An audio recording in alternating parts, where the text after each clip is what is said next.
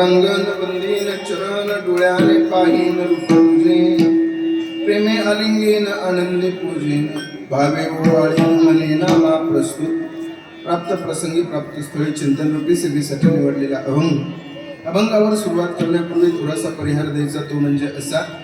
अखिल मोठा ब्रह्मांड नायक रुक्मिणी प्राण संजीवन जगत आधार पांडुरंग परमात्म्याच्या असीम आघात कृपेने मुक्त कैवल्य तेजो निलित ज्ञानियांची राजे योग्यांची माऊली साधकाची मायबाप अनाथाची माय विश्व माऊली ज्ञानोबाराय आदी करून श्रीमंत संत जगद्गुरु तुकोबाराय सकल संत महंताच्या कृपा आशीर्वादानं समापन्न होत असणारा आदरणीय गुरुवर्य पंचे महाराजांच्या आशीर्वादानं समापन्न होत असणारा हा आपला भव्य आणि दिव्य अशा पद्धतीचा कीर्तन महोत्सव वर्ष 6व्या वर्षामधील दुसऱ्या दिवसाची जागराची कीर्तन रूपी सेवा माझ्या वाट्याला आलेली आहे. अत्यंत गोड, अत्यंत सुंदर, अत्यंत भव्य अशा पद्धतीचं तुम्ही नियोजन केलं. सगळ्यांना कोटी कोटी धन्यवाद. तुमच्या सगळ्यांसाठी मी एक वाक्य वापरेल, मुद्दाम तुमच्यासाठी जाणीवपूर्वक ते वाक्य बोलेल. जाणीवपूर्वक तुमच्यासाठी ते वाक्य बोलेल मी, ऐका बरं का प्रकाश दादा.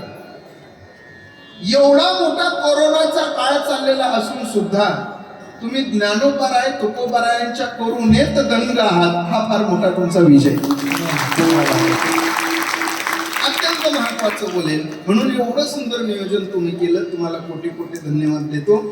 आदरणीय माझ्यावर प्रेम करणारे, आपल्याच इथं राहणारे वारकरी व्यक्तिमत्व असणारे राजाभाऊ यांनी माझ्यासोबत संपर्क केला. तुम्ही सगळी मंडळाची सदस्य मंडळी माझ्या संपर्कामध्ये राहिला, खूप आनंद वाटला. एवढ्या लांबून आज मी काल बीडवरून इथपर्यंत आज पोहोचलो आहे. आल्याच्या नंतर पाहिलं, खूप सुंदर नियोजन वाटलं. महाराज काय प्रकाश दादा जे आहे एवढं सुंदर, आल्यापासून पाहिलं मी एवढे पळापळ चालू आहे, हे काम करताय ते काम करताय, इथलं जाऊन इथं त्यांना सांगताय, वेगवेगळ्या पद्धतीचं कार्य त्यांच्या माध्यमातून घडतंय. आनंद वाटला मला. खरं तर अध्यक्ष हा झटत कधी नसतो बघा. कोणताही कार्यक्रम करायचा असू द्या, अध्यक्ष हा आदेश देत असतो, पण इथं अध्यक्ष काम करताना पाहिल्याच्या नंतर खरोखर आनंद वाटला मला.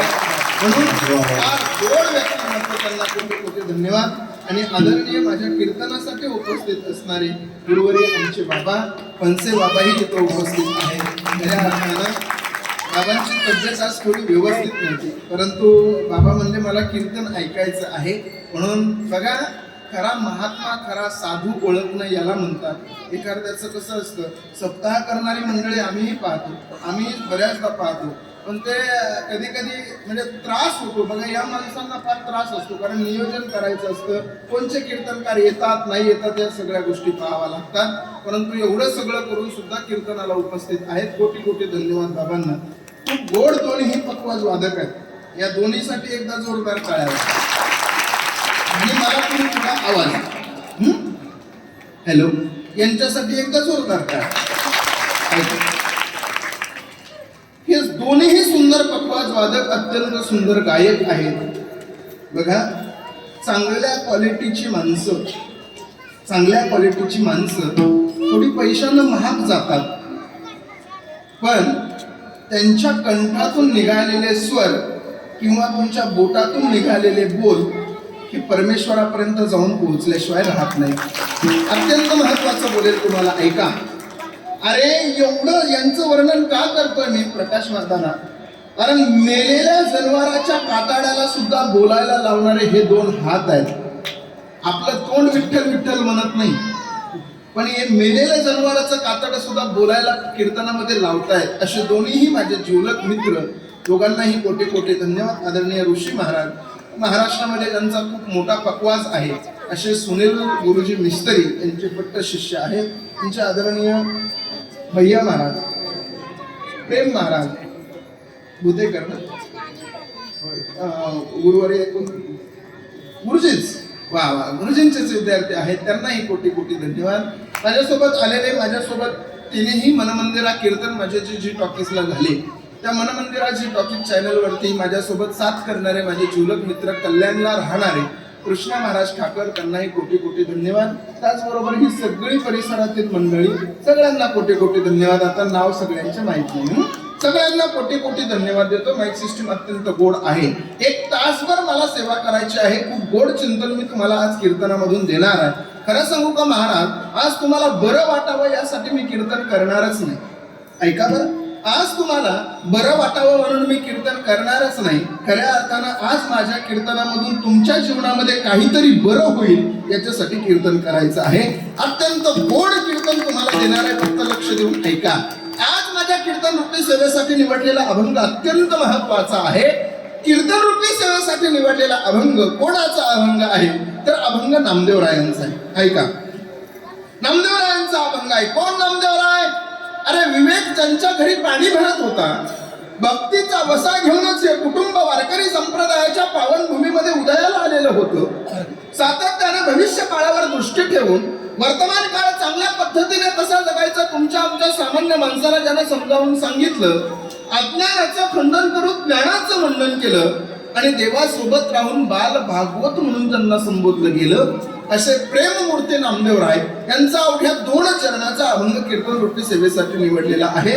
अभंग अत्यंत महत्वाचा आहे. अभंगाला साथ करणारी मंडळी अत्यंत महत्वाची आहे आणि अभंगाचं या वैशिष्ट्य एक महत्वाचं आहे. महाराज, या अभंगाचं वैशिष्ट्य आहे, हा अभंग सगळ्यांच्या पाठ आहे. थोडा हॉल कमी. हा अभंग सगळ्यांच्या पाठ आहे. बोला माझ्यासोबत. घालीन लोटांगण वंदीन चरण, डोळ्याने पाहीन रूप तुझे, प्रेमे आलिंगीन आनंदे पूजिन, भावे ओवाळीन मने नामा. हा अभंग सगळ्यांच्या पाठ आहे महाराज. हा अभंग मृदंगाचार्याच्या पाठ आहे, गायनाचार्याच्या पाठ आहे, कीर्तनकाराच्या पाठ आहे, माईक सिस्टीम वाल्याच्या सुद्धा पाठ आहे. आमच्या प्रभाग समितीच्या अध्यक्ष आमच्या दादांच्या सुद्धा हा अभंग पाठ आहे. हा अभंग चित्रकारांच्या पाठ आहे, पत्रकारांच्या पाठ आहे, डॉक्टरांच्या पाठ आहे, वकिलांच्या पाठ आहे. हा अभंग कीर्तनाला आले त्यांच्या पाठ आहे, जे आले नाही त्यांच्या पाठ आहे, जे येणाऱ्याला येऊ देत नाही त्यांच्या पाठ आहे. आणि एवढा सुंदर कार्यक्रम चाललेला असून घरी झोपले त्यांचा सुद्धा पाठ आहे. अत्यंत महत्वाचा अभंग आहे. अभंगाचं वैशिष्ट्य आहे महाराज. ऐका, हे बघा, मी जास्त आवडभीड कीर्तन तुम्हाला देणार नाही. मी इथं तुम्हाला घटन मटन पटन रजन सरपन ख्यातीन सत्ख्यातीन असत ख्यातीन पूर्वमांसन उत्तरमांसन सांख्यन गौतमन कानादलन आमिर्वशनीन विक्षेपण आवरणन मोक्षण अपरोक्षनाशन परोक्षनाशन अनंत व्याप्ती ह्या गोष्टी जास्त सांगत बसणार नाही. सोप्या पद्धतीने तुम्हाला कीर्तन कसं कळेल, तुमच्या हृदयापर्यंत माझे शब्द कसे पोहोचतील याचा प्रयत्न करणार आहे. आणि मला सांगा, सोप्या पद्धतीत कीर्तन कळत असेल तर माणसानं जास्त अवघड बोलू नये. आमचा एक मित्र आहे महाराज, त्याला साहित्य बोलण्याचा नाद आहे बरं का गुरुजी. त्याला एक दिवशी मी म्हणलं, राजा तू माझ्या कीर्तनाला का नाही रे आला? तो म्हणला, महाराज मी माझ्या द्विचक्री यानावरून मार्गाक्रमण करत असता माझ्या द्विचक्री यानाचा जो वर्तुळाकार भाग आहे आणि त्याच्यामध्ये हवा संग्रहित करणारा जो रबरी भाग आहे, त्या रबरी भागाला मैवरील पाषाणाने सचिद्र केल्यामुळे त्याच्यामधील हवा नावाचा पदार्थ मला आकाशामध्ये विलीन झाला, तरी आम्ही कीर्तनाला येऊ शकलो नाही. म्हणलं, बोंबल्या पंक्चर म्हण ना. पंक्चर म्हणल्यावर कळत असेल तर मैवरील पाषाणाचं चित्र काही करायची गरज आहे का? सोप्या पद्धतीत कीर्तन कळत असेल तर माणसाने जास्त अवघड बोलू नये. ऐका, अभंग नामदेवरायांचा आहे, 2 चरणाचा अभंग आहे. या अभंगामध्ये नामदेवराय देवाकडे जाहीरनाम्याच्या माध्यमातून मागणी प्रगट करतात. काय म्हणतात नामदेवराय? ऐका, नामदेवरायाने देवाकडे आपला जाहीरनामा दिला. माझं बोलणं येतंय ना ऐकू तुम्हाला? भाषा समजते ना? माना हलवा जरा फ्रेश बसा. कधी कधी भाषा समजत नाही महाराज. त्या लातूर जिल्ह्यामध्ये जर आम्ही गेलो ना, त्या लातूर जिल्ह्याची भाषा थोडी वेगळी आहे. माझी भागवत कथा होती, 1 तास 2 तास मी अगोदर गेलो. तिथले सरपंच उपसरपंच सभापती सगळी माझ्याकडे आली आणि मला म्हणली, महाराज बऱ्या झाल्या तुम्ही लवकर आल्या. मी म्हणलं, गडबडीत मी लुगडं तर नाही ना घालून गेलो? पण खाली पाहिल्यावर आमचा एक मित्र म्हणला, इकडची भाषाच असली आहे. भाषा कळते ना माझी. ऐका, नामदेवराय देवाकडे जाहीरनामा घेऊन जातो. मग तुम्ही म्हणाल, काय हो महाराज? अहो, आम्ही राजकारणामध्ये जाहीरनामा बघितलाय, पण संप्रदायामध्ये सुद्धा जाहीरनामा असतो का? ऐका, राजकारणातला जाहीरनामा वेगळा आहे आणि संप्रदायातला जाहीरनामा वेगळा आहे. अहो, राजकारणामध्ये आपल्याकडे एखादा आमदार येत असेल आणि आपल्याला म्हणत असेल, बघा मला तुम्ही बहुमताने विजयी करा. तुम्ही जर मला बहुमताने विजयी केलो तर मी तुमच्या गावातले रस्ते बांधून, बोला माझ्यासोबत बोलत चला, मी तुमच्या गावातले रस्ते बांधून देईन. मी तुमच्या गावात पिण्याची टाकीची व्यवस्था करीन. मी तुमच्या गावामध्ये पडलेली शाळा दुरुस्त करीन. हा झाला आमदाराचा जाहीरनामा. तसं माझ्या नामदेवरायांचा देवाकडे जाहीरनामा गेला. नामदेवराय म्हणले, देवा माझं एक मागणं आहे. नामदेवराय म्हणले, देवा जर तू मला पंढरपुरामध्ये ठेवलं तर मी तुझ्या चरणावर लोटांगण घालीन, मी तुझ्या चरणाचं वंदन करीन आणि तुझ्या सुंदर स्वरूपाला मी डोळे भरून पाहीन. जर देवा तुम्हाला पंढरपुरामध्ये ठेवलं तर मी तुला प्रेमानं आलिंगन देईन, आनंदाने तुझी पूजा करीन आणि सद्भावनेने तुला ओवाळून दिलेलं जीवन कृतकृत्य करीन. अभंगाचा सरळ भाव. विठ्ठला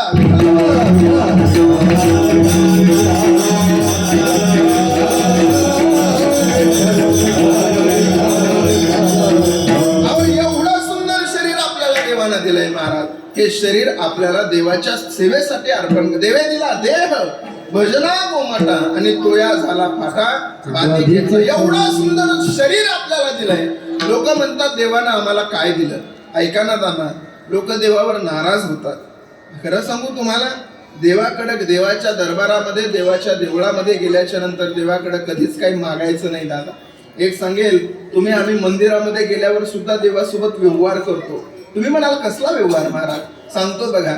अरे जर आपण पंढरपुराला गेलो ना, पंढरपुराला गेल्याच्या नंतर आपण एखादी पांडुरंगाची मूर्ती पाहतो, बरोबर आहे ना?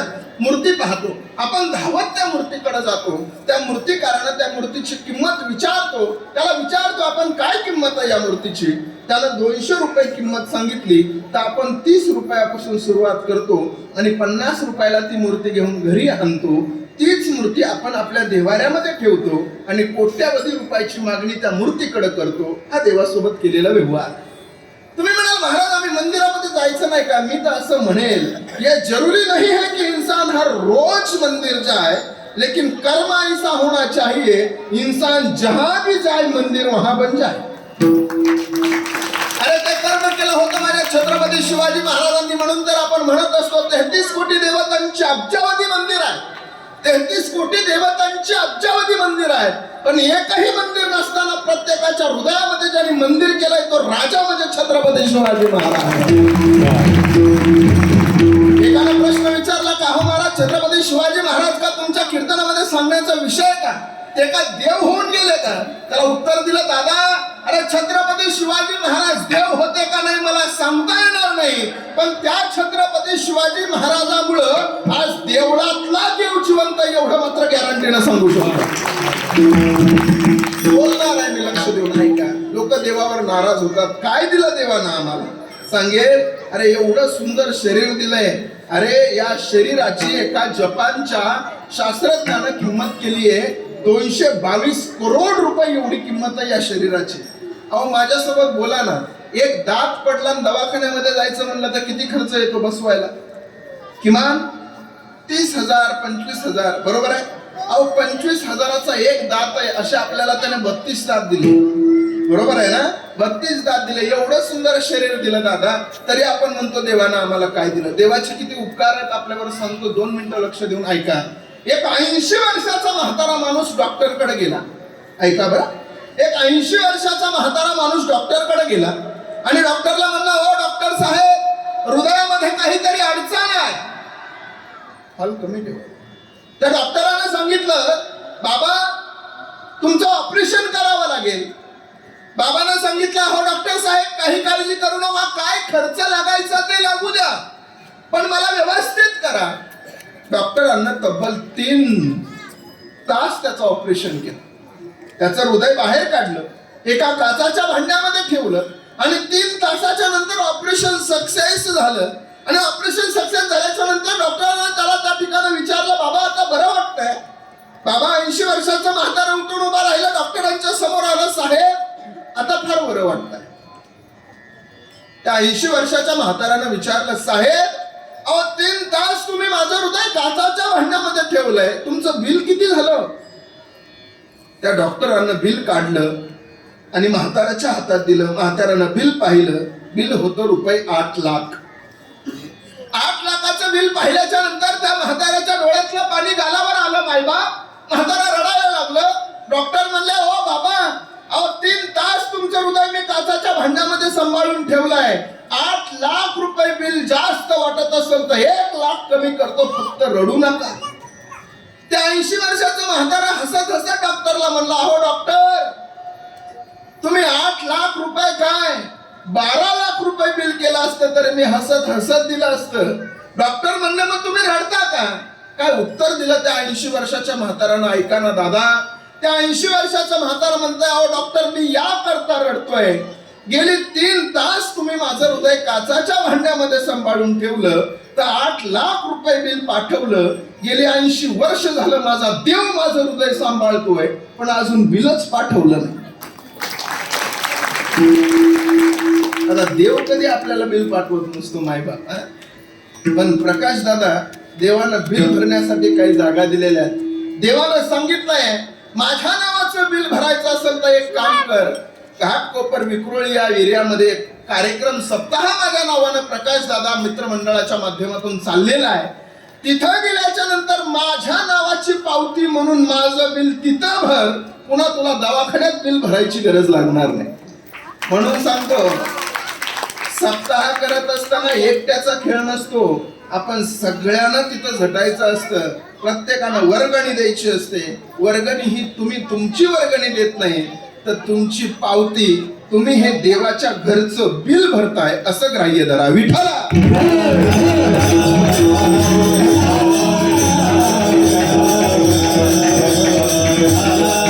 एवढं सुंदर शरीर आपल्याला देवानं दिलंय. हे शरीर फुकट मिळत नाही महाराज आपल्याला. हे शरीर मिळण्यासाठी पूर्वी जन्मामधील 3 कारण अत्यंत महत्वाचे आहेत. सगळ्यात पहिलं कारण आहे, आपल्या जीवनामध्ये आपलं पाप शिल्लक असेल तर आपल्याला मनुष्याचं शरीर मिळत आहे. आपल्या जीवनामध्ये आपलं कर्म शिल्लक असेल तर आपल्याला मनुष्याचं शरीर मिळत आहे. आणि पूर्वीच्या जन्मामध्ये वासना शिल्लक असेल तर मनुष्याचं शरीर मिळत आहे. ऐका, पाप शिल्लक असेल तर मनुष्याचं शरीर मिळत आहे. म्हणून तर आपण म्हणतो, पाप पुण्य करून जन्म येतो प्राणी. आपल्या जीवनामध्ये कर्म शिल्लक असेल तर मनुष्याचं शरीर मिळत आहे. म्हणून तर आपण म्हणतो, केले कर्म झाले तेची भोग आले आणि उपजले मेले ऐसे किती. आणि आपल्या जीवनामध्ये वासना शिल्लक असेल तर आपल्याला मनुष्याचं शरीर मिळत आहे. म्हणून तर आपण म्हणतो, जग भरत राजा हरणे गरबा गेला आणि घाला तो घातला वासनेने किंवा जन्म घेणे लागे. आणि वासनेच्या संगे आपल्या जीवनामध्ये वासना शिल्लक असेल तर मनुष्याचा जन्म मिळतोय. अत्यंत महत्वाचं सांगणार आहे, आपल्या जीवनामध्ये कर्म शिल्लक असेल तर मनुष्याचं शरीर मिळतंय. ऐका दादा, तुम्ही जसं तुमच्या जीवनामध्ये कर्म कराल ना, तसं फळ तुम्हाला देव देणार आहे. तुम्ही चांगलं कर्म केलं तर फळ सुद्धा चांगलं आहे, आणि तुम्ही वाईट कर्म केलं तर फळ सुद्धा वाईट आहे. थोडं लक्ष देऊन ऐकलं तर तुम्हाला कळेल. ऐका बरं, कर्म किती वाईट आहे. कर्म चांगल्याला चुकलं नाही. कर्म श्रीराम वनवासा गेला. अरे देवाच्या बापाला सुद्धा कर्म चुकलं नाही. कर्म किती वाईट आहे तुम्हाला सांगतो, थोडं लक्ष देऊन ऐका. केपी जयस्वाल नावाची, या पोरांना थोडं शांत बसवावं. पोरले अवघड असतात महाराज. एकतर कीर्तनाला आले ही मेहरबानी, हे डेंजर काम असतं. एका कीर्तनात एक पोरग पुढे बसून माझं धोतर ओढत होत. काय अहो बाबा, एकानं कीर्तनात प्रश्न विचारला मला, म्हणे जय हरी महाराज. म्हणलं जय हरी. फेटा नेमकाच सोडला खाली ठेवला. जरा हुशार पोरगा, विज्ञान युगात मध्ये जगणारा पोरगा जय हरी म्हणला जय हरी. मला म्हणला महाराज एक प्रश्न आहे. म्हणलं विचार. तो म्हणला रावणाला तोंड किती? मी म्हणला 10. तो म्हणला मग एका अंगाव कसा झोपत असेल? मी म्हणलं तो खाली खड्डा खांदत असेल आणि वरून 4 मुंडके टाकून बाकीच्या वर ठेवत असेल. काय करायचंय का? आवलंय अवघड आहे. 10वीचा पेपर. शिक्षक वर्गामध्ये गेले. शिक्षक शिकवत होते. 10वीच्या वर्गातल्या पोरांना धिंगाणा मस्ती करायची सवय होती. शिक्षक डायरेक्ट पोरांना म्हणले, ए पोरांनो, अरे वयाचं वर्ष 16 तुमच्या, 16व्या वर्षी ज्ञानोपारायणात ज्ञानेश्वरी लिहिली, तुम्ही अजून धिंगाणा करताय. तुम्हाला काही कळतं का? त्यातलं एक पोरग उठून उभा राहिलं आणि उभा राहिलं ते डायरेक्ट बेंचवर उभा राहिलं. ते डायरेक्ट म्हणलं, हो सर डोक्यात जाऊ नका, सर डोक्यात जाऊ नका. ते म्हणले का रे? तो म्हणला, अहो वयाच्या 16व्या वर्षी ज्ञानोपारायणात ज्ञानेश्वरी लिहिली, आम्हाला काही कळत नाही. गोष्ट खरी आहे, पण त्याच ज्ञानोपारायणाने वयाच्या 22व्या वर्षी समाधी घेतली. तुम्हाला कधी निघायचंय? लई अवघड असते ते पोरं महाराज. मी यांच्या कधी नादी लागत नाही. थोडं लक्ष देऊन ऐका, कळेल तुम्हाला. कर्म किती वाईट आहे सांगतो. मला माहित नाही हा इतिहास तुम्हाला कोणी सांगितला असेल नसेल. काशी प्रसाद जयस्वाल नावाची एक व्यक्ती महाभारतामध्ये सांगून गेली, जिचं नाव आहे केपी जयस्वाल. महाभारतामध्ये ही व्यक्ती सांगून गेली, भृगु नक्षत्र नावाचा एक राजा आहे. आणि त्या भ्रू नक्षत्र नावाच्या राजाला एक पोरगा झाला. त्या पोराचं नाव आहे हस्ती. त्या हस्ती नावाच्या पोरानं जे गाव वसवलं त्या गावाचं नाव हस्तिनापूर.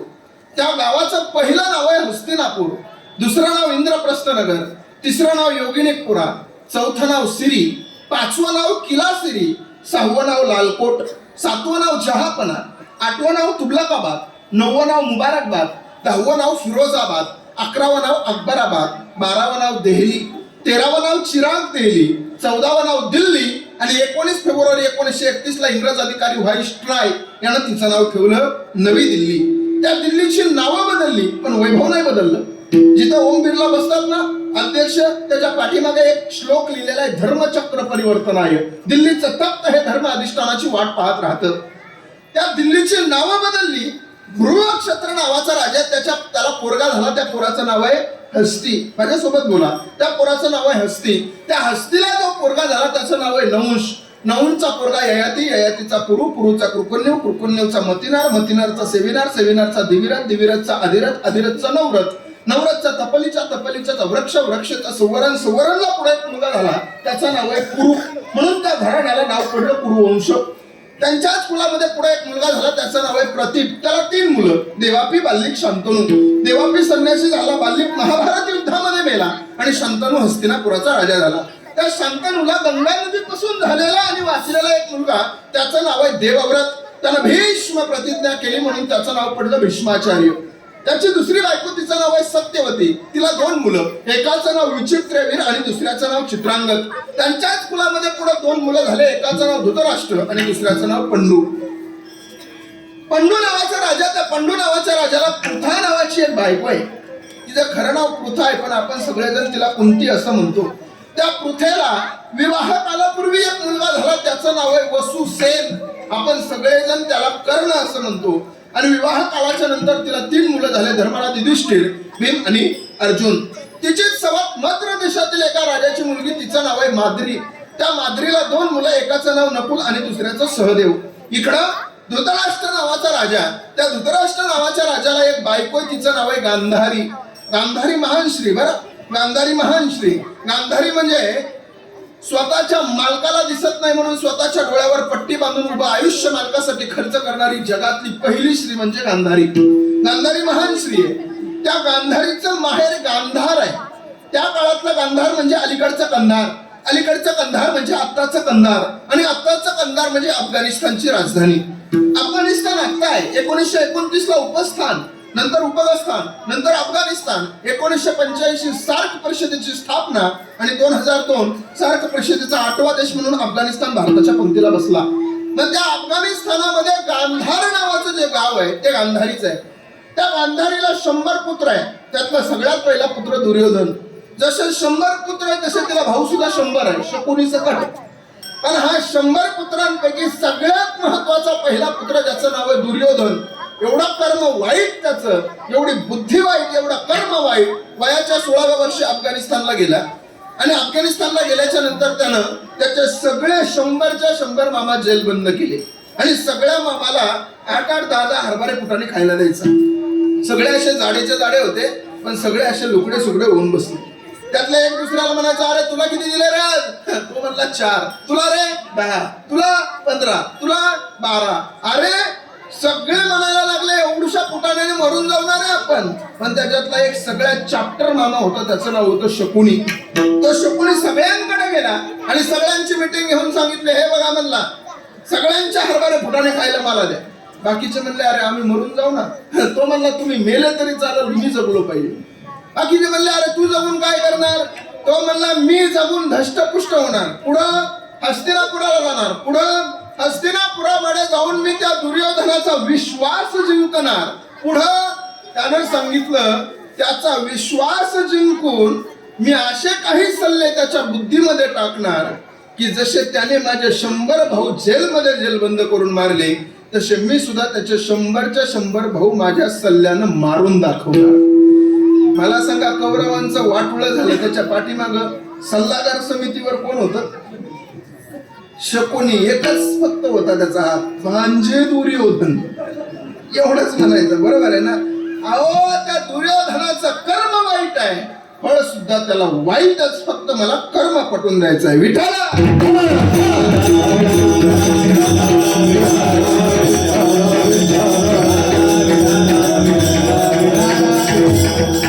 एवढं कर्म वाईट महाराज, पण ते कर्म आपल्या जीवनामध्ये शिल्लक असेल तर मनुष्याचा जन्म मिळतोय. म्हणून सगळ्यांना सांगत असतो, दादा हो, एवढा सुंदर मनुष्याचा जन्म आपल्याला मिळालाय ना, आपण प्रत्येकानं हा जन्म सार्थकी लावला पाहिजे.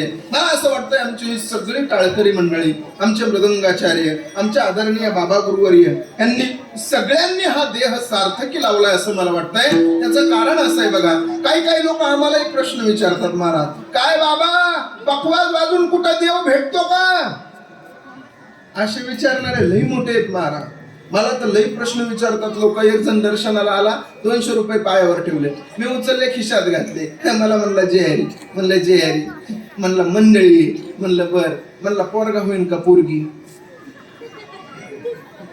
आता मला कळत असेल का मुलगा होईन का मुलगी? मला कळत असतं का? पण मी म्हणलं नाही सांगावं तर 200 रुपये माघारी घेते, आणि सांगावं तर आपल्याला येत नाही. मी तरी पुढे म्हणलं पोरगा होईन पोरगा. ते माझ्या पुढचा होता, ते म्हणला पोरगा नाही झाल्यावर. मी म्हणलं पोरगा नाही झाल्यावर 100% पोरगी होईल, काळजी करू नको म्हणलं. मला सांगा, मला जर कळत असतं तर महाराज मी इथं प्रशांत भाऊ कसे आलो असतो, म्हणलो असतो एक मला गाळा बघून द्या. त्या गाळ्यामध्ये नारळाचं पोतं, नारळ 200 रुपये पोरग, नारळ 200 रुपये पोरग, 100ला पोरगी, 200ला पोरग, 100ला पोरगी. मला कुठं कळत असतं का? लोक आम्हाला प्रश्न विचारतात. सांगेल मी त्या प्रश्नाचं उत्तर. एका तरण्या बांडपोरानं मला प्रश्न विचारला होता, काय हो महाराज, टाळ वाजवणं म्हणजे परमार्थ, पखवाज वाजवणं म्हणजे परमार्थ आहे का? बाबा मी तरण्या बांडपोराला उत्तर दिलं, दादा अरे परमार्थ तुझ्यासाठी व्याख्या सांगतो आणि इथल्या तरुण पोरांसाठी परमार्थाची व्याख्या सांगतो. पोरांनो ऐका, अरे पोरांनो, परमार्थ म्हणजे घनदाट जंगल आहे, आणि त्या घनदाट जंगलामध्ये धोधो धोधो अशा प्रकारचा पाऊस पडतोय, आणि त्या पडत्या पावसामध्ये बरोबर रात्री 2 वाजता एक नवयुवक 20 वर्षाची तरुण मुलगी तुमच्या समोर उभी आहे, आणि त्या तरुण मुलीकडे पाहून माय म्हणून तिच्या पाया पडता आलं तर परमार्थातला पहिला टप्पा पार. त्याला म्हणायचं परमार्थ. लोक आम्हाला म्हणतात पखवाज वाजवणं म्हणजे परमार्थ. पखवाज वाजवून का देव भेटतो का? मी तर असं सांगतो, त्या प्रश्नाचं उत्तर मी देणार आहे तुम्हाला, ऐका. सगळ्यांची माफी मागून बोलतो, दादा ह्या दोन्ही पखवाज वाजवकांची माफी मागतो. आपण कितीही पखवाज वाजवा, पण पखवाज वाजून आपल्याला देव भेटत नाही, ही गोष्ट ध्यानात राहू द्या. सगळ्या टाळकऱ्यांची माफी मागून बोलतो, दादा कितीही टाळ वाजवा, पण टाळ वाजून आपल्याला देव भेटत नाही, ही गोष्ट ध्यानात राहू द्या. विनेकराची सुद्धा माफी मागतो, बाबा कितीही विणा वाजवा, पण विणा वाजवून आपल्याला देव भेटत नाही, ही गोष्ट ध्यानात राहू द्या. हे तिघही कीर्तन झाल्यावर माझ्याकडे येतील, काय हो बाबा टाळ वाजून देव भेटत नाही, पखवाज वाजून देव भेटत नाही, विणा वाजून देव भेटत नाही, हे जरी खरं असलं तरी आम्ही तिघा असल्याशिवाय तुमचं कीर्तन सुटत नाही, हे तू ध्यानात राहू दे. अरे तुम्ही तिघा असल्याशिवाय माझं कीर्तन सुटत नाही, हा तर पार्ट नंबर 2 आहे. तुम्ही तिघा असल्याशिवाय माझं कीर्तनच सुरू होत नाही, हा पार्ट नंबर 1 आहे. तरी सुद्धा मी माझ्या मतावर ठाम आहे. एक क्लुप्ती देतो, उत्तरार्धात आनंद मिळेल. महिला मंडळ सगळ्यांना प्रश्न आहे. ओय महिला ऐका, बचत गट सगळ्यांना माझी विनंती आहे, तुम्ही तुमच्या लग्नामध्ये पतीचं नाव, आज हळदी कुंकू झालं का, नावं घेतली का? काय इतर पद्धत नाही तशी, कधी कधी नावं घेत असतात समारंभामध्ये. तुम्हाला माझा प्रश्न आहे, तुम्ही लग्नामध्ये नाव घेता ना नाव, पती भेटावा म्हणून का भेटलेला पती टिकावा म्हणून? लग्न झालेत का तुमचे? मग बोला ना. लग्नामध्ये तुम्ही नाव घेता, पती भेटावा म्हणून का भेटलेला पती टिकावा म्हणून?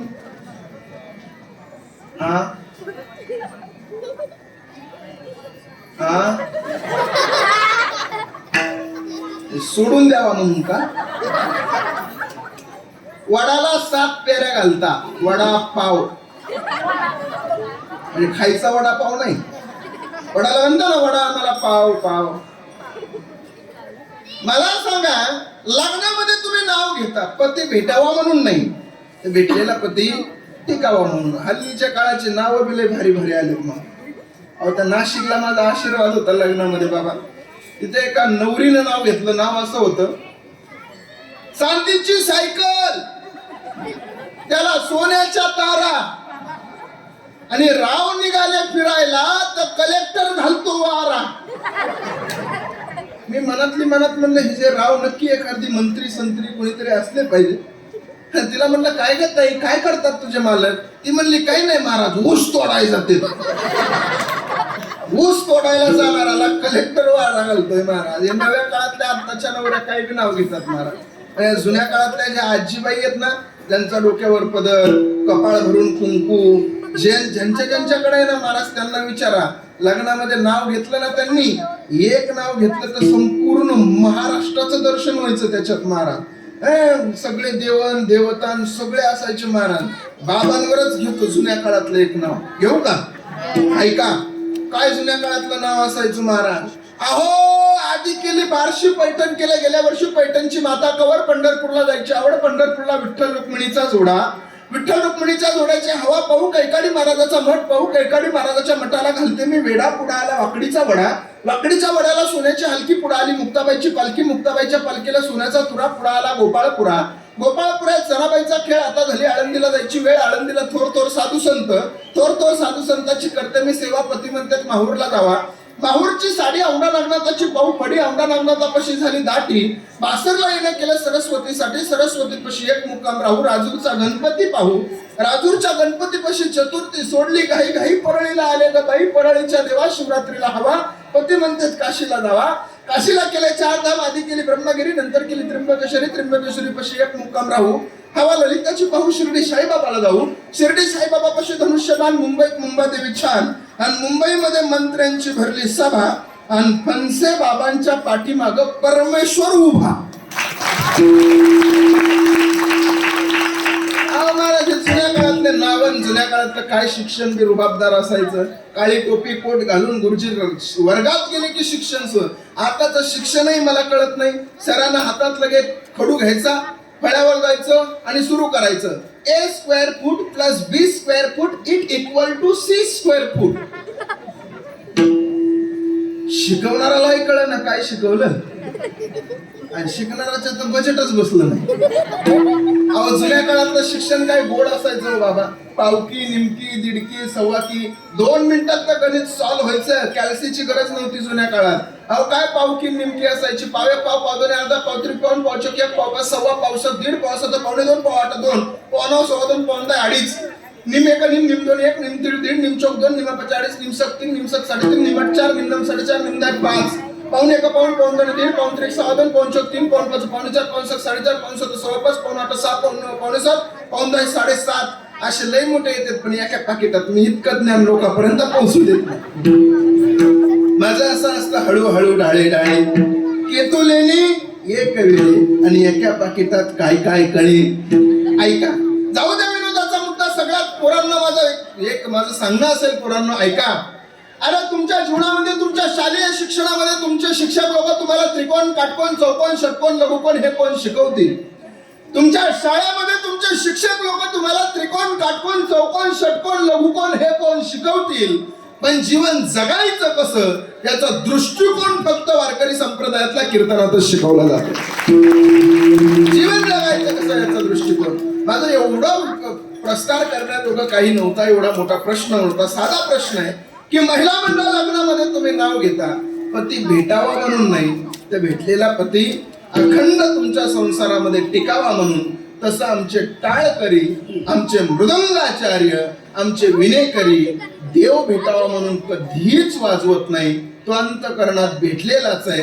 फक्त त्याला भोगण्याची ही साधनं आहेत. म्हणून तर आपण म्हणतो लावणी मृदंग श्रुती टाळ घोष आणि सेवू ब्रह्मरस आवडीने टाळा टाळे लोकला नाद अंगोअंगी मुराला छंद आणि भोग भोगिताची आटला भेद ज्ञान गिळणी गोविंदू गावागा विठाला विठाला.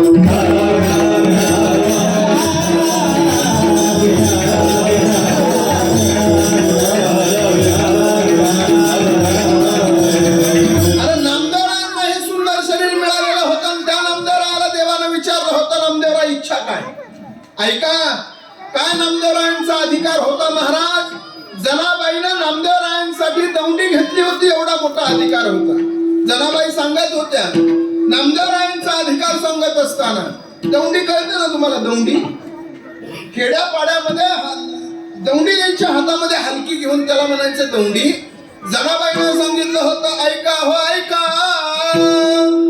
ऐका हो नामयाचा जन्म मूळ संचित, कृतयुगी नामा भक्त प्रल्हाद पद्मिनी माझे नाव श्रेष्ठ दाशीचे पद, दुसरा जन्म याचा अंगद राम भक्त, मंथरा माझे नाव वरती मारिली लाथ, द्वापार युगी कृष्ण सेवा उद्धव जन्मला, कुब्जा माझे नामदेवे उद्धार केला, आणि कलियुगी नामदेव विठ्ठल चिंतनी, आणि त्याच्याच सेवेसाठी दाशी जन्मली जनी. 4 युगापासूनची भक्ती माझ्या नामदेवरायांची होती. म्हणून तर आपण म्हणतो ना दादा, चहुयोगीचा भक्त नामा उभा कीर्तनी, उभा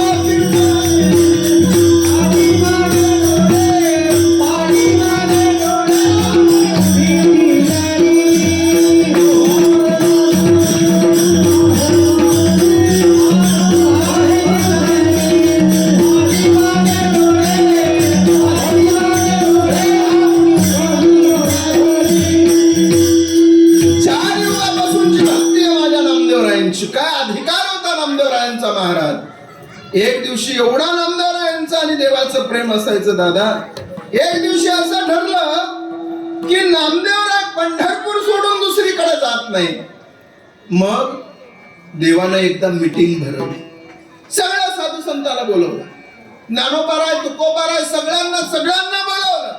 आणि सगळ्यांना बोलवून सगळ्यांना सांगितलं ऐका, नामदेवरायाला पंढरपुरापासून बाजूला नेण्याचा प्रयत्न करा. सगळे म्हणले हे आमच्याच्याने शक्य नाही. नाही म्हणले माझा आदेश आहे म्हणून. सगळ्यांची मीटिंग ठरली आणि मीटिंग झाल्याच्या नंतर एक साधू माझ्या नामदेवरायांकडे दरबारामध्ये पंढरपुरात यायचा. नामदेवराय म्हणजे सोप्या दरबारामध्ये नव्हते, मालकाच्या दरबारात होते नामदेवराय. अरे रोज सकाळी नैवेद्याचा ताट घेऊन माझ्या नामदेवरायांनी जवळ एवढा अधिकार नामदेवरायांचा होता. आणि आता मात्र जगाच्या मालकाच्या समोर नामदेवराय, आणि इथून मात्र एक साधू नामदेवरायांकडे येऊ लागले. सगळ्यात पहिल्या साधूचा नंबर लागला, नाव होतं ज्ञानोबाराय. ज्ञानोबाराय पंढरपुरामध्ये आले, नामदेवरायांच्या समोर येऊन उभा राहिले. नामा, अरे पादू पवित्र यतितीर्थ यात्रा, हस्तस्य भूषण दानम, हाताचं काम दान केलं पाहिजे, पायाचं काम तीर्थयात्रा केली पाहिजे, चला तीर्थयात्रेला. नामदेवरायानं काय गोड उत्तर दिलं. नामदेवराय म्हणले ज्ञानोबाराया, तुमच्या सोबत तीर्थयात्रेला यायला काही अडचण नाही, पण जगाच्या पाठीवर कटेवरी कर, कटेवरी कर नाही जाणे माझे,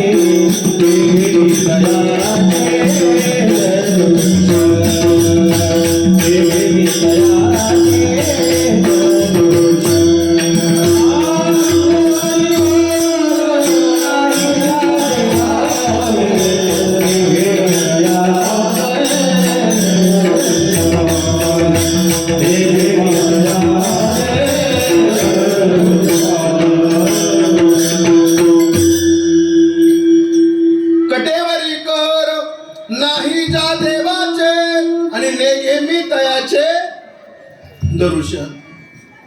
महाराज काय सुंदर गायक मंडळी आहे.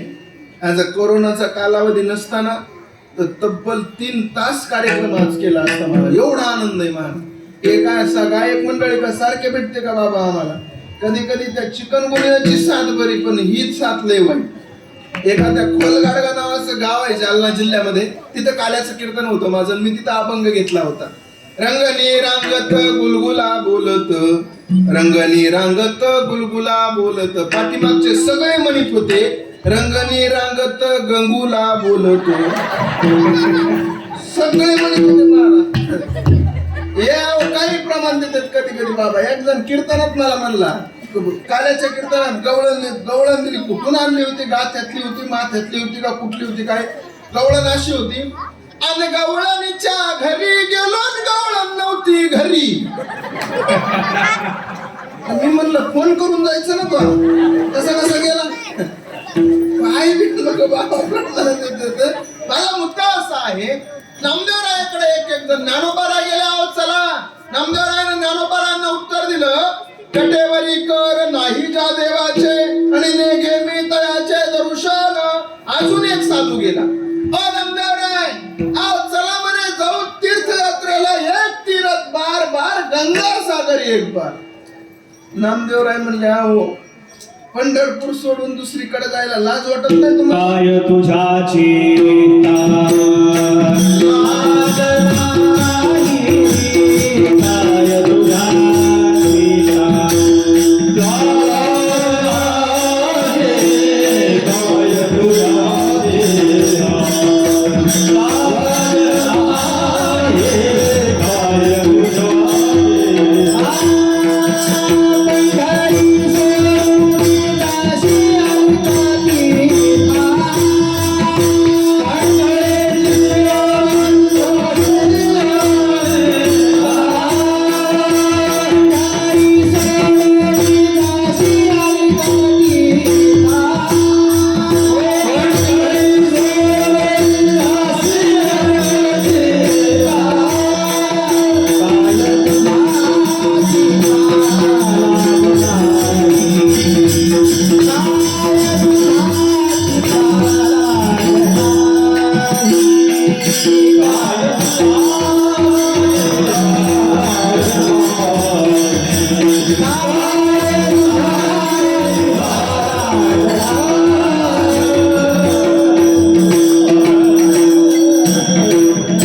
पंढरी सोडून जाशी आली का तीर्थ आणि काय तुझ्या चित्ता लाज नाही.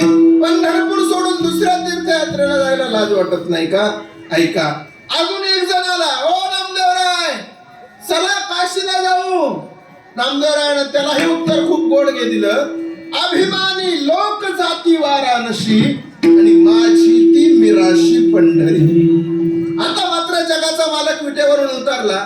नामदेवरायांच्या समोर गेला. हो नामदेवराय, अहो काशीला नको, गंगासागरला नको, ज्ञानोबाराया सोबत नको, अहो माझ्या सोबत तरी वैकुंठाला चला. नामदेवराय म्हणले वैकुंठामध्ये आनंद असता तर तूच कशाला खाली आला असता? या सुखा कारणे देव वेडावला आणि वैकुंठ सोडून संत सल्ले, तू कशाला खाली आला असता? अरे दादा, नामदेवरायाला देवानं सांगितलं अरे वैकुंठात किती मजा आहे बघा. अहो वैकुंठात काय आहे? कामधेनूचे खिल्लारन, कल्पतरूच्या बागान, रंभान, उर्वशीन, अप्सरान, मेनकान, चौफुलान, नटरंगन, दबंगन, सिंगमन, पांडून. अहो नामदेवराय म्हणले तुझं वैकुंठ काय ते आम्हाला विचार. वैकुंठ पोपट जुनाट झोपडी, नको आडाआडी घालू अम्मा, आणि वैकुंठाशी अम्मा नको धारू हरी, आणि वास दे पंढरी सर्व काळ. काय नामदेवरायांची मागणी हो? पंढरपुरामध्ये राहू दे. देवानं सांगितलं नामदेवराय पंढरपुरामध्ये तुम्हाला ठेवायला तयार आहे, पण पंढरपुरामध्ये राहून तुम्ही नेमकं करणार तरी काय? नामदेवरायांना अभंग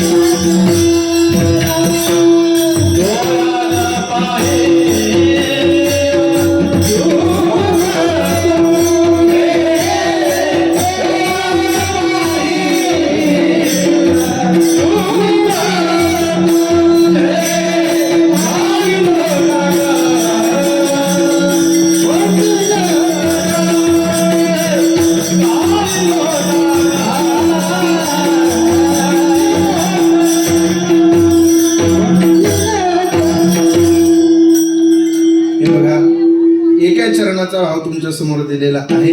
राहिले माझ्याकडे एक चरण आणि 5 मिनिटं. हा, तेवढ्या 5 मिनिटामध्ये आपण सगळ्यांनी सुंदर भजन करायचं. वारकरी संप्रदायाच्या नियमाप्रमाणे सगळ्याला विनंती आहे.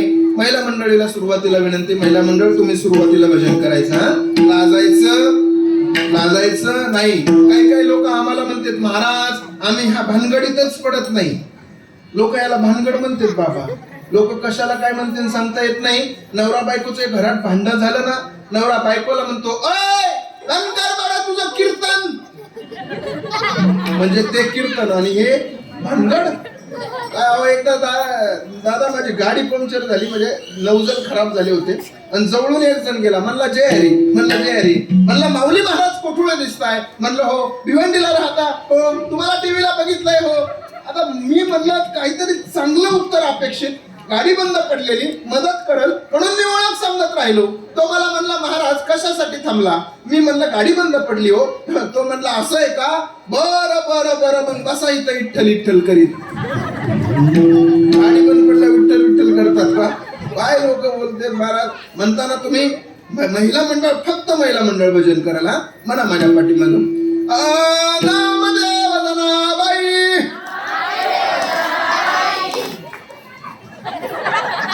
जसा जीव चाललाय नामदेव जनाबाई, मोठ्यानं म्हणा नामदेव जनाबाई. सोपन काका मुक्ताबाई, नामदेव जनाबाई.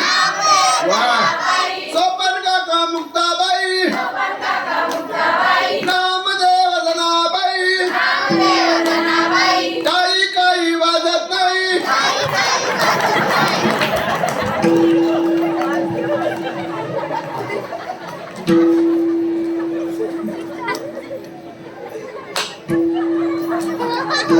धन्य रे बाबा.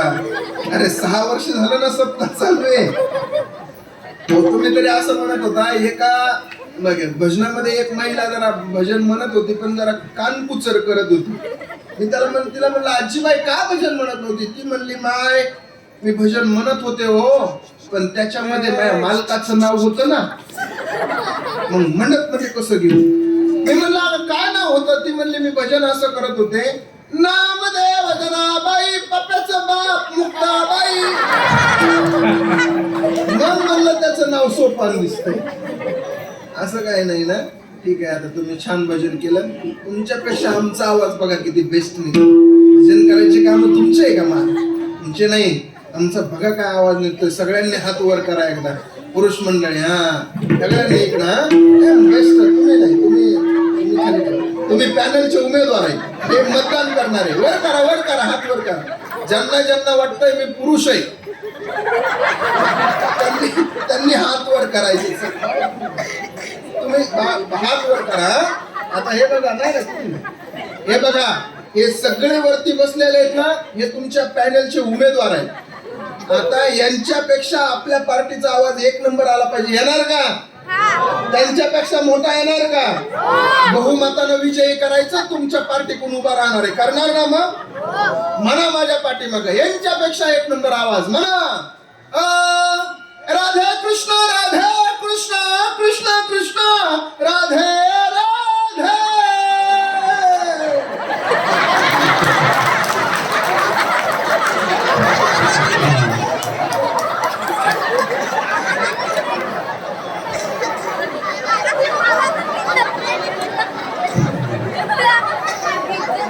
अरे डिपॉझिटच जप्त केलं रे माझं. एखादं तरी मतदान पडू द्यायचं ना. म्हणा मोठ्या प्रेमानं विठोबा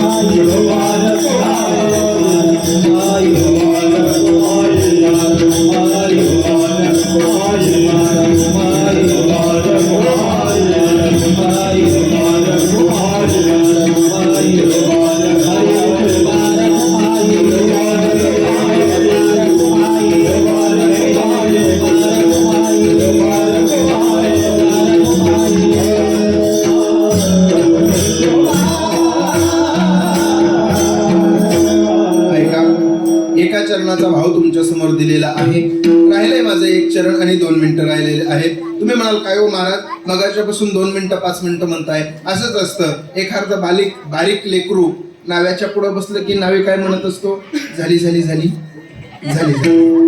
तसं आता तुम्हाला थोड्या वेळासाठी सहन करावं लागेल. ऐका, अत्यंत महत्वाचं उदाहरण तुम्हाला देणार आहे. आलिंगनाचे प्रकार. आलिंगनाचे 3 प्रकार आहेत. एक प्रेमाचं आलिंगन, एक यमाचं आलिंगन, एक कामाचं आलिंगन. कामाचं आलिंगन म्हणजे काळाची एवढी, यमाचं आलिंगन काळाची एवढी पडेल बा जेव्हा सोडविणं तेव्हा हे यमाचं आलिंगन आहे. प्रेमाचं आलिंगन ते देवाचं आणि भक्ताचं आहे. कामाचं आलिंगन पती आणि पत्नीचं आहे. याच्यातलं प्रेमाचं आलिंगन 2 मिनिटात समजावून सांगतो, सेवेला विराम देतो. ऐका, कशाचं असतं प्रेमाचं आलिंगन? अरे दादा, ह्या महाराष्ट्रामध्ये इसवी सन 1250 या कालखंडामधून या महाराष्ट्राची सत्ता निघून गेलेली होती. काळोखी अंधार महाराष्ट्राच्या मातीमध्ये काळोखी रात्र उगवत होती. आणि बघता बघता बघता बघता याच महाराष्ट्रामध्ये इसवी सन 1645 1630 छत्रपती शिवाजी महाराजांचा जन्म झाला.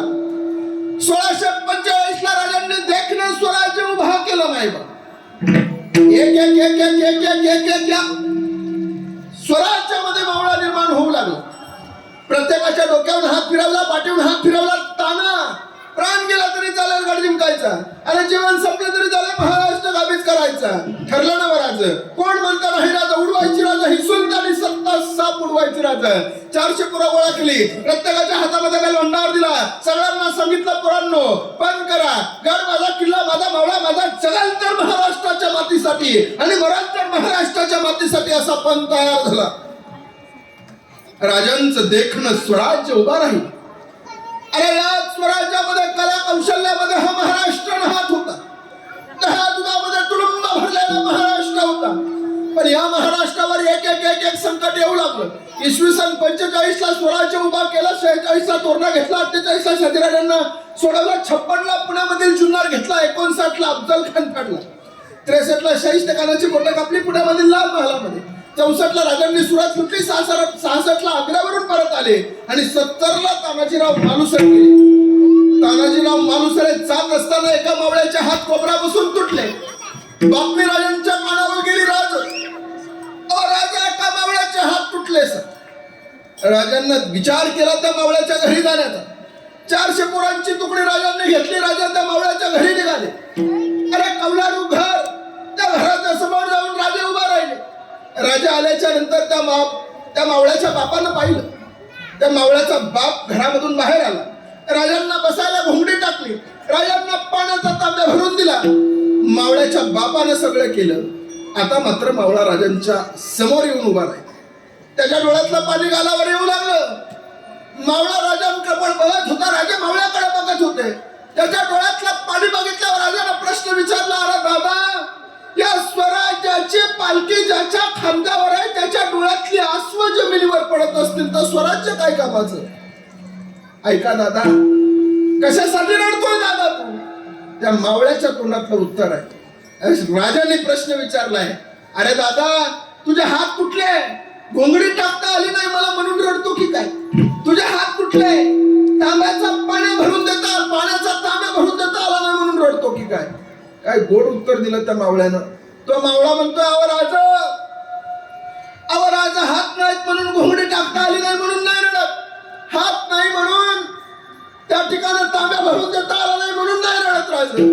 अहो राजा, महाराष्ट्राचा जाणता राजा माझ्या घरासमोर आलाय, पण त्याला मुजरा करण्यासाठी हात नाही म्हणून डोळ्यातलं पाणी घालावं. महाराज ज्या वेळेस ते वाक्य राजांच्या कानावर गेलं ना, त्यावेळेस राजानं जी त्याला मिठी दिली त्याला म्हणायचं प्रेमाचं आलिंगन. म्हणून प्रेमे आलिंगन आनंदे पूजेन आणि भावे ओवाळीन मने नामा अत्यंत महत्वाचं आहे. बोलण्यासारखं भरपूर आहे. या कीर्तनामध्ये वेळ थोडा कमी झालंय माझं कीर्तन बघा. 2 चरणाचा भाव सोप्या पद्धतीत तुमच्यापर्यंत मी पोहोचवला. जीवन जगत असताना, परमार्थ करत असताना एकनिष्ठतेने परमार्थ करा दादा. या परमार्थामध्ये तुम्हाला त्रास होईल बरं का दादा. तुम्ही परमार्थ करत असताना तुम्हाला अनेकदा त्रास होईल, पण जीवनामध्ये सहन करायचं शिका. एक वेळेस तुम्ही सहन केल्याच्या नंतर सुद्धा फार मोठी व्यक्ती झाल्याशिवाय राहणार नाही. त्याचं कारण असं आहे, सहन करणं किती गोड असतं बघा. अरे कधीतरी बघितलं पाहिजे आपण. काही फुलं देवाच्या गळ्यात असतात आणि काही लोकांच्या पायाखाली असतात. लोकांच्या पायाखाली पडलेल्या फुलांनी देवाच्या गळ्यातल्या फुलांना प्रश्न विचारला, दादा तुम्ही ही फुलंच आहात, आम्ही ही फुलंच आहोत, पण तुम्ही देवाच्या गळ्यात आणि आम्ही लोकांच्या पायाखाली का? त्यावेळेस देवाच्या गळ्यातल्या फुलांनी दिलेलं उत्तर फार सुंदर आहे. देवाच्या गळ्यातली फुलं म्हणतात, दादा देवाच्या गळ्यात जाण्यासाठी अगोदर आरपार टोचून घ्यावं लागतंय. म्हणून जीवन जगत असताना सहन करणं अत्यंत महत्वाचं आहे. आणि तुमची एक भूमिका फार आवडली मला. तुम्ही अध्यक्ष असून सुद्धा तुम्ही अगदी एकदम लहान होऊन, लहानपण देगा देवा मुंगी साखरे चरावा, हे वाक्य तुमच्यासाठी समर्पित करतो. ऐका, लहानपणून जगणं अत्यंत गोड आहे दादा. मोठं म्हणून जगणं फार कठीण आहे, पण लहान होऊन जगणं किती सुंदर आहे सांगा. मला सांगा, सगळ्यात मोठा पाण्यानं भरलेला असतो तो काय असतो? समुद्र. आणि सर्वात लहान असतो तो झरा, झिरा. तुम्ही काय म्हणाल ते? त्या समुद्राने एकदा झऱ्याला प्रश्न विचारला, अरे हे झरे दादा, तुला माझ्या एवढं मोठं कधी व्हायचंय? त्या झऱ्यानं फार गोड उत्तर दिलं. तो झरा म्हणतोय, राजा तुझ्यासारखं मोठं होऊन खारट होण्यापेक्षा माझ्यासारखं लहान होऊन गोड राहिलेलं बरं. म्हणून जीवनामध्ये गोड राहा, लहान म्हणून राहा, अत्यंत महत्वाचं आहे. धर्म टिकवा, जाती जातीत वाटल्या जाऊ नका. हा माळ्याचा, हा वंजाऱ्याचा, हा मराठ्याचा, हा कोळ्याचा, अशी जातीवाद आपल्यामध्ये करू नका दादा. हिंदुत्वाच्या मुद्द्यावर मी हिंदू आहे, माझा धर्म हिंदू आहे, ह्या गोष्टीवर लढत चला. कारण सांगेल, अरे मुसलमानाचं 5 वर्षाचं पोरग 5दा नमाज पठण करायला जात आहे, हिंदूचं 20 वर्षाचं टोळमं एकदा सुद्धा मंदिरात येत नाही, आपल्या धर्माची शोकांतिका आहे. अरे सांगेल, त्यांच्या 100% लोकांना अल्लाचं अस्तित्व मान्य आहे, पण आपल्या 50% लोकांना देवच मान्य नाही, आपल्या धर्माची शोकांतिका आहे. अरे एक दगड मंदिरामध्ये जातो तर देव बनून राहतो. ही माणसं 100दा मंदिरामध्ये जातात, पण साधा माणूस बनायला तयार नाही. ही आपल्या धर्माची शोकांतिका आहे. म्हणून कधीतरी माणूस बनण्याचा प्रयत्न करा. सांगेल तुम्हाला, माणूस बनण्याचा प्रयत्न करा. अरे आपल्याला ताजमहल मान्य आहे, पण रामाचा सेतू मान्य नाही. हा, कधीतरी याचा विचार केला पाहिजे ना. म्हणून सांगेल, जीवन जगत असताना सुंदर पद्धतीने जीवन जगा. तुमच्या जीवनामध्ये कसल्याच प्रकारची अडचण येणार नाही. सरळ पद्धतीने जीवन जगायचं पोरांनो. कितीही त्रास होऊ द्या, सरळ पद्धतीने जीवन जगलंय. मला सांगा, तुम्ही मोटरसायकल चोरीला गेलेली बातमी ऐकली का? पेपरमध्ये ऐकली. मोटरसायकल चोरीला गेलेली बातमी ऐकली. कार चोरीला गेलेली बातमी तुम्ही पेपरमध्ये ऐकली. पण मला सांगा, रेल्वे चोरीला गेलेली बातमी ऐकली का? ऐकली का? नाही ऐकली. रेल्वे चोरीला गेलेली बातमी ऐकली नाही. कारण रेल्वे तिची पठडी सोडत नाही, पठडी सोडत नाही. तसंच आपल्या सुद्धा जीवनामध्ये ज्ञानोबा नावाची एक पठडी आहे, तुकोबा नावाची एक पठडी आहे. आणि ज्ञानोबा तुकोबा नावाच्या पठडीवर आपला शरीर रूपी रेल्वेचा डब्बा नेऊन ठेवला आणि सरळ पद्धतीने जर प्रवास करत गेला तर एक दिवस विठोबा भेटल्याशिवाय राहणार नाही. म्हणून सांगेन, अत्यंत महत्त्वाचं आहे. जीवन जगत असताना फार सुंदर जीवन जगत चला. इथून पुढचं तुमचं जीवन सुख समृद्धीचं आनंदाचं जावो, अशी माऊलींच्या चरणी प्रार्थना करतो. आणि या ठिकाणी माझ्या सेवेला विराम देतो. फार सुंदर मंडळी उपस्थित राहिली. खरं सांगू का महाराज, कीर्तन करणं सोपं आहे बाबा. ऐका माझा मुद्दा. कीर्तन करणं सोपं आहे, कथा करणं सोपं आहे, पण पखवाज वाजवणं गाणं अत्यंत अवघड आहे महाराज. याच्यासाठी घासावी लागते. टिपणं बसून पखवाज चक्रधार वाजवता येत नाही, टिपणं बसून बोलता येईल, चक्रधार वाजवता नाही येणार. मी तर याच्यासाठी म्हणत असतो, यांच्यासाठी एक वाक्य बोलेल मी. ऐका, संगीत ही साधना फार कठीण आहे. संगीत ही साधना फार कठीण आहे. संगीत हे एकांतातलं गुज आहे. संगीत ही हृदयाची भाषा आहे. संगीत हे 2 जीवांचं मिलन आहे. संगीत म्हणजे अंतरात्म्याने परमात्म्याला दिलेले एक आलिंगन आहे. आणि संगीता वाचून प्रवास म्हणजे वृक्ष वाळवंटामधून प्रवास आहे. ज्ञानेश्वर